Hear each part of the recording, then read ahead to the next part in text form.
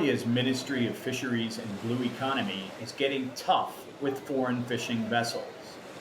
The ministry released a strong statement accusing boats of being in Somali waters illegally. Some have apparently tried to pass off endorsement letters as legal documents, allowing them to access the nation's exclusive economic zone, or EEZ. The ministry stated that these letters are not licenses to fish and that only the federal government can grant such licenses. The Ministry of Fisheries and Blue Economy of Somalia confirms the evidence gathered from different foreign countries which were illegally fishing in Somali waters.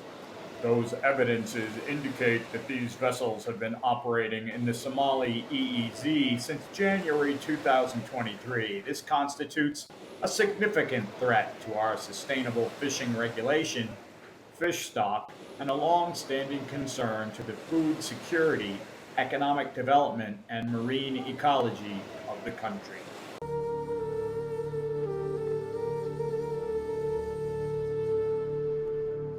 In the early 2000s, a piracy problem surfaced because Somali fishermen were being bullied in their own backyard. They struck back by hijacking ships for ransom. Allowing foreign vessels back in illegally only threatens to reignite this practice.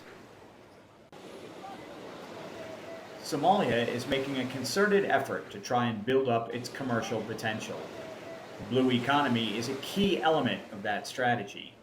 The ministry recently updated the Fisheries Act, appearing before the National Assembly. With the longest coastline in Africa, Somalia's offshore territory is valuable. The ministry needs to make sure they are taking appropriate action to protect the nation's resources. Their statement did make it clear they will take action. With this regard, all foreign fishing vessels that are illegally operating in the Somali waters are obliged to urgently leave the Somali EEZ and must comply with the Somali law and the conservation management measures of the international law. And they have to pay compensation for the fish property of which they illegally took from our EEZ. Otherwise, they will be subject to punishment and prosecution of the Somali and international law. The statement does not indicate the nationalities of any of the trespassers, but soon we may know the identities as the ministry follows through with their legal action. ADN TV will continue to report on economic developments across Africa.